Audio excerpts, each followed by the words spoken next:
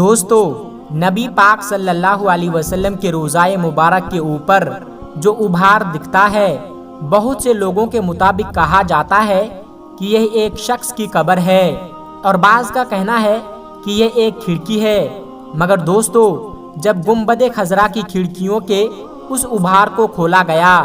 تو مدینہ منورہ میں ایک ایسا معجزہ رونما ہوا جسے سن کر آپ کا ایمان تازہ ہو جائے گا۔ آج کی اس ویڈیو میں جب آپ خود دیکھیں گے تو حیران رہ جائیں گے، اس لیے آپ حضرات سے گزارش ہے کہ اس ویڈیو کو آخر تک ضرور دیکھیے گا۔ دوستو، بات ہے ہمارے آقا حضرت محمد صلی اللہ علیہ وسلم کی، تو ایک بار درود شریف پڑھ کر کمنٹ میں یا رسول اللہ ضرور لکھیے گا۔ دوستو، بہت سے لوگوں کے مطابق گنبد خضرا کے اوپر نظر آنے والا ابھار کو نہ صرف ایک قبر سمجھا جاتا ہے بلکہ اسے جواز بناتے ہوئے گنبد خضرا کو شہید کر دینے کا مشورہ بھی دیا جاتا ہے۔ اس کے اوپر ایک بندے کی قبر ہے، جبکہ قبر زمین پر ہونی چاہیے۔ استغفر اللہ۔ دوستو، جب یہ بات سامنے آئی تو یقین جانیے اس پر یقین نہیں آتا کہ ایسا بھی ہو سکتا ہے،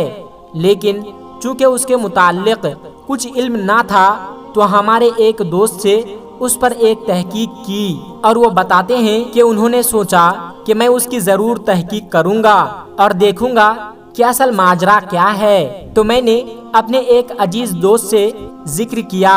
تو کہنے لگے کہ ہاں، سعود بن عبدالعزیز کے دور میں ایک شخص روضہ رسول مبارک پر چڑھ گیا تھا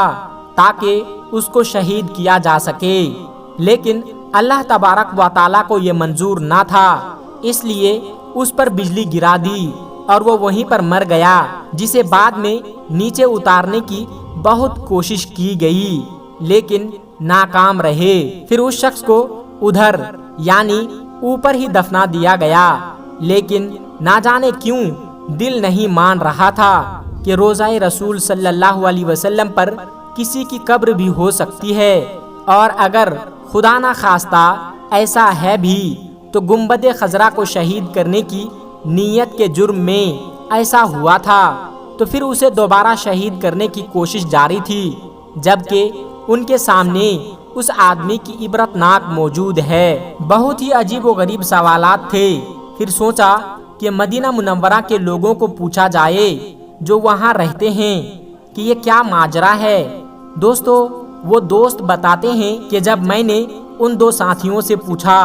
تو میری بات ایک دوست سے مسجد نبوی کے انتظامیہ کے اہلکاروں سے کروائی گئی، کوئی نتیجہ نہ نکلا کہ یہ کیا ہے، کسی کو بھی معلوم نہ تھا، شاید کوئی بتانا ہی نہیں چاہ رہا تھا، لیکن کوئی قبر تو نہیں بتا رہا تھا کہ یہ کوئی قبر ہے، اس لیے مجھے زیادہ تشویش ہوئی۔ پھر دوستو،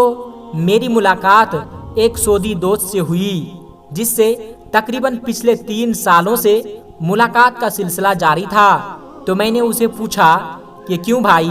یہ کیا ماجرا ہے؟ میں نے گنبد خضرا کے اوپر اس ابھار کی تصویر کیمرے میں سیو کر رکھی تھی، جب اس کو دکھایا تو وہ خود بھی ایک بار دیکھ کر پریشان ہو گیا اور لا علمی کا اظہار کرنے لگا، لیکن جب میں نے اسے بتایا کہ بعض لوگ کہتے ہیں کہ یہ کوئی قبر ہے تو میری اتنی سی بات کا تو رنگ ہی سوکھ گیا اور آنکھوں میں پانی میں واضح دکھ رہا تھا کہ وہ بس اتنا بولا کہ کیا روضہ رسول صلی اللہ علیہ وسلم کے اوپر کسی کی قبر، یعنی آپ صلی اللہ علیہ وسلم کی قبر مبارک کے اوپر کسی کی قبر؟ پھر میں نے اس کو بتایا کہ یہی تو سارا معاملہ ہے کہ میرا دل بھی نہیں مان رہا، میں بھی پہلی بار غور کر رہا ہوں۔ میرے دوستو، وہ شخص بتاتا ہے کہ اس نے مجھے کہا کہ تم ابھی جاؤ لیکن موبائل پر کال کر کے پوچھنا، میں ادھر ادھر سے دریافت کر کے رہوں گا۔ پھر ایک دن میرے دماغ میں خیال آیا کہ یہ واقعہ سعود بن عبدالعزیز کے دور کا ہے، یعنی لگ بھگ 90 قبل پرانا، تو ضرور اس کا ذکر تاریخ نجد و حجاز از مفتی غلام ہزاروی صاحب نے اپنی کتاب میں کیا ہوگا،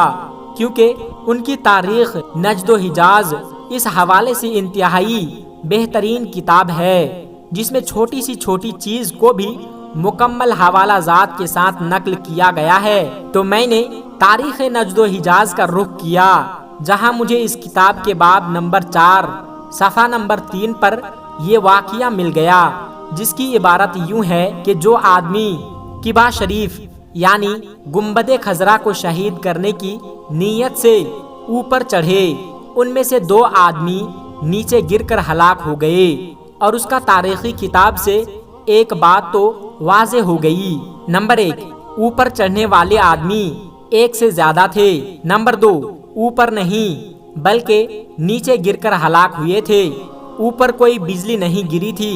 نمبر 3، اس واقعہ میں 2 آدمی ہلاک ہوئے، یعنی اگر اوپر والی قبر ہوتی تو پھر 2 ہوتی، 1 نہیں۔ لہذا حاصل کلام یہ نکلا کہ روزہ مبارک پر قبر والی بات یہ خارجیوں کی طرف سے ہی بنائی گئی ہے، جس کو سنتے سنتے کہاں سے کہاں تک جا نکلے، مگر اس میں کوئی حقیقت نہیں ہے۔ لیکن دوستو، یہ تو تھا سوال ایک حصے کے قبر سے یا نہیں، لیکن ثابت ہوا کہ وہاں کوئی قبر نہیں۔ پھر دوسرا حصہ اس سوال کا باقی ہے کہ وہاں سے پھر کیا، جس کا جواب بالکل بھی نہیں مل رہا تھا، جیسا کہ اس مدنی دوست کو بھی کال کی تقریباً 1 ہفتے بعد، لیکن اس کا کہنا تھا کہ واقعہ بہت طویل ہے اور ایک لمبی ریسرچ کی ضرورت ہے۔ میں سمجھ گیا کہ یہ تو وہ اس بات کو ظاہر ہی نہیں کرنا چاہتے، پھر واقعہ ہی بہت قدیم ہے جس کے لیے بہت ریسرچ درکار ہے۔ لیکن اسی اثنا میں اللہ تبارک و تعالیٰ کی مدد حاصل ہوئی اور ایک حدیث شریف نظروں سے گزری جو اس طرح سے تھی کہ مدینے کے لوگ سخت قحط سالی میں مبتلا تھے، تو انہوں نے حضرت عائشہ صدیقہ رضی اللہ تعالی عنہا سے اپنی بدحالی کی شکایت کی، تو آپ رضی اللہ تعالی عنہا نے فرمایا کہ نبی پاک صلی اللہ علیہ وسلم کی قبر کے پاس جاؤ اور اس سے ایک کھڑکی آسمان کی طرف اس طرح سے کھولو کہ قبر انور اور آسمان کے درمیان کوئی پردہ حائل نہ رہے۔ راوی کہتے ہیں کہ انہوں نے ایسا ہی کیا، بس پھر بہت زیادہ بارش ہوئی جس کی وجہ سے سبزہ اگایا، اونٹ اتنے موٹے ہو گئے کہ جس سے چربی سے پھٹ پڑے، لہٰذا اس سال کا نام ہے عام الفتح، یعنی سبزہ اور کشادگی کا سال رکھ دیا گیا، اور اس کو بہت سارے لوگوں نے روایت کیا ہے۔ دوستو، اس حدیث مبارکہ کے بعد ہمیں دوسرے سوال کا بآسانی جواب مل جاتا ہے کہ جن لوگوں نے گنبد خضرا کو بعد میں تعمیر کیا تھا مسجد نبوی کے شان و شوکت کے خاطر، انہوں نے ہی ضرور اس میں یہ کھڑکی جوڑ دی ہوگی۔ لیکن دوستو، دوسری طرف ان روایات کا انکار کرتے ہیں کہ یہ ضعیف ہیں، اور وہ کیوں ان روایات کا انکار کرتے ہیں اس پر بھی بات کرتے ہیں کہ وہ کن وجوہات کی بنا پر ان روایات کا انکار کرتے ہیں۔ دوستو، کچھ لوگوں کا یہ بھی خیال ہے کہ روضہ رسول صلی اللہ علیہ وسلم پر موجود گنبد خضرا پر جو کھڑکی ہے یہ حضرت عائشہ صدیقہ رضی اللہ تعالی عنہا کے کہنے پر صحابہ کرام اس وقت کھولے تھے کہ ایک دفعہ مدینہ منورہ میں قحط پڑ گیا اور اس طرح سے قحط ختم بھی ہو گیا تھا۔ اس روایات کے انکار زمین بھی مختلف وجوہات اور مختلف روایتیں ملتی ہے، یعنی دوسرے راوی یہ بات کہتے ہیں کہ تاریخی حوالوں سے یہ بات ثابت ہے کہ حضرت عائشہ صدیقہ رضی اللہ تعالی عنہا کی زندگی میں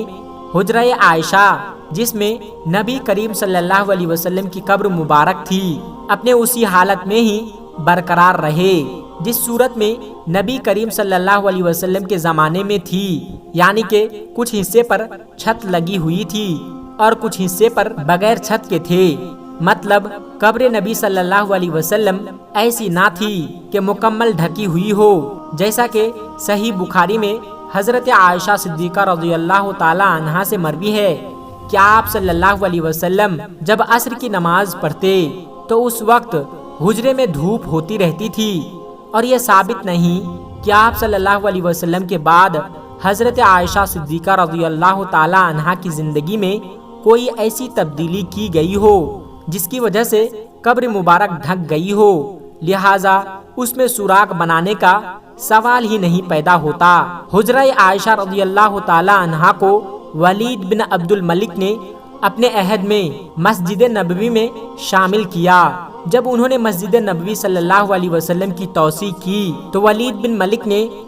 حجرہ عائشہ رضی اللہ تعالی عنہا یہ قبر نبی صلی اللہ علیہ وسلم کے ارد گرد اونچی دیوار کھڑی کر کے ڈھک دی اور پورا رکھا تاکہ صفائی وغیرہ کے لیے اندر اترا جا سکے۔ دوستو، آپ اس حوالے سے کیا کہتے ہیں؟ ہمیں کمنٹ سیکشن میں ضرور بتائیے گا۔